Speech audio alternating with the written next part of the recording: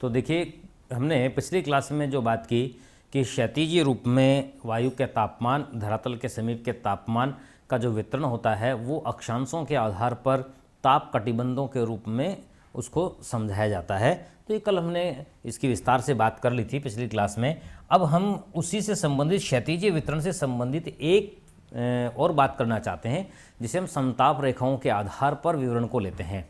Isotherm line के अनुसार हम इसके वितरण को एक बार और देखते हैं कि भाई किस प्रकार से परीक्षा की दृष्टि से इसमें जो प्रश्न बनते हैं उनमें हम चर्चा कर लेते हैं। देखिए, आइसोथर्म, पहली बात तो समताप रेखा या आइसोथर्म लाइन क्या होती है। समताप रेखा या जिसे आप आइसोथर्म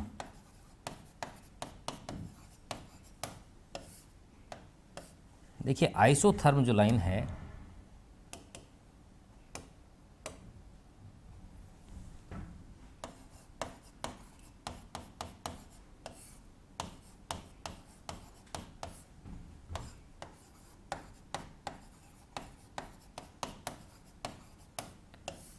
देखिए, आइसोथर्म लाइन किसको कहते हैं। बहुत ही सामान्य सी परिभाषा जो हम ज़्यादातर विद्यार्थी जिसका उपयोग करते हैं वो यही है कि समान तापमान वाले स्थानों को मिलाने वाली काल्पनिक रेखा को समताप रेखा या आइसोथर्म लाइन कहा जाता है।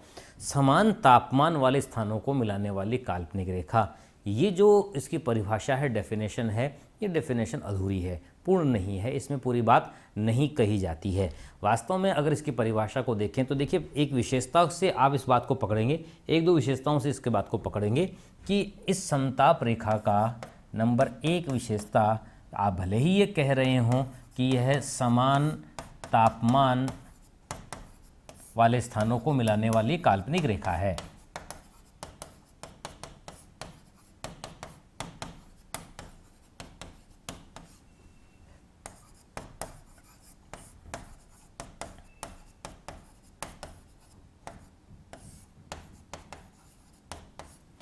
देखिए, आप सामान्य रूप में इसकी परिभाषा ये ले ही रहे हैं, लेकिन इसके साथ साथ एक विशेषता और ध्यान रखने की है, वो ये है कि इसका स्थानीय वास्तविक तापमान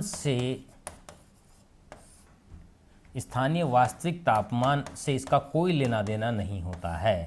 ये स्थानीय वास्तविक तापमान से भिन्न होता है, यूँ ठीक है। अगर हम इसको इस लाइन की बजाय ऐसा भी कह दें, अगर हम कह दें कि ये जो समताप रेखा वाला स्थान है, जहाँ आपने कहा ना समान तापमान वाले स्थानों को मिलाने वाली काल्पनिक रेखा, तो अगर हम कहें कि 20 डिग्री सेंटीग्रेड तापमान वाली समताप रेखा है, आइसोथर्म लाइन है, तो उस स्थान पर जहाँ पर वह 20 डिग्री सेंटीग्रेड की तापमान वाली समताप रेखा गुजर रही है, तो वास्तविक रूप में वहाँ का तापमान 20 डिग्री सेंटीग्रेड नहीं होता है। अब ऐसी स्थिति में हम क्या कहना चाह रहे हैं, हम ये कहना चाह रहे हैं कि इस समताप रेखा का जो उपयोग होता है, इसका जो यूज है, ये उपयोग स्थानीय कृषकों के लिए नहीं होता है। ये कृषकों के लिए इसका उपयोग नहीं हो पाता है। इसका उपयोग मुख्यतया मौसम विज्ञानी ही करते हैं। इसका उपयोग जो सामान्यतया किया जाता है, ये मेट्रोलॉजिस्ट या अगर हम कहें कि क्लाइमेटोलॉजिस्ट ही इसका उपयोग करते हैं। तो मौसम विज्ञानियों के द्वारा इसका उपयोग होता है। और स्थानीय प्रकार का तापमान चूँकि ये स्थानीय प्रकार का वास्तविक तापमान नहीं है, जब इससे भिन्नताएं रखता है, तो इसका मतलब किसान को, कृषक को तो उस स्थान के तापमान से मतलब है, उस स्थान के जहाँ पर उसका खेत है, जहाँ पर वह कृषि कार्य कर रहा है, वहाँ के तापमान के, वहाँ के जलवायु दशाओं के अनुकूल ही वह उसी प्रकार की फसल का उत्पादन या कृषि कार्य करेगा। तो चूंकि जब तापमान वहाँ पर जो दिखाया जा रहा है कागज़ में, समताप रेखा में,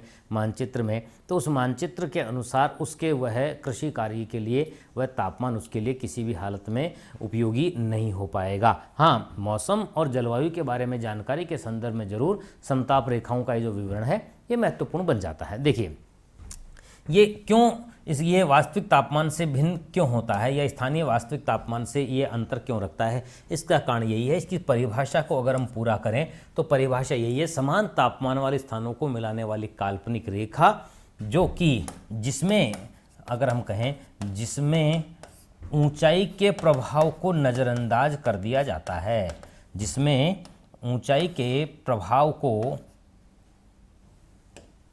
जिसमें ऊंचाई के प्रभाव को हटा दिया जाता है, को नज़रअंदाज करते हैं।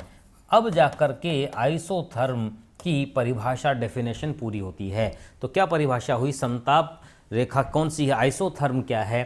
पहली बात तो देखिए, इस प्रकार की जो टर्मोलॉजी हैं उनको आप अंग्रेजी में ही ध्यान रखिए, जो इसकी टेक्निकल टर्म है वही उसका ध्यान रखिए, आप उसका हिंदी जो टेक्निकल टर्म है उसकी बजाय, क्योंकि परीक्षाओं में हिंदी वाले विद्यार्थियों के सामने भी यह समताप रेखा की डेफिनेशन तो आप ये आराम से पहचान ही सकते हैं हिंदी के इस तकनीकी शब्द के हिसाब से। अगर समदाब रेखा, समवायुदाब रेखा कहा जाता है तो हम यही कह देते हैं समान वायुदाब वाले स्थानों को मिलाने वाली काल्पनिक रेखा।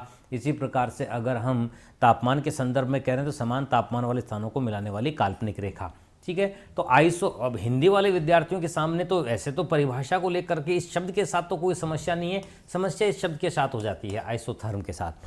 ठीक है ना, तो आइसोथर्म टेक्निकल जो टर्म है, आप आइसोबार, आइसोथर्म, आइसोहाइट, आइसोहाइप आदि को ही आप इसी रूप में ध्यान करके रखेंगे जहाँ जहाँ पर इनकी आवश्यकता पड़ती है। तो आपने कहा कि समताप रेखा वह रेखा है जो समान तापमान वाले स्थानों को मिलाती तो है, लेकिन उसमें ऊंचाई के प्रभाव को नज़रअंदाज किया जाता है।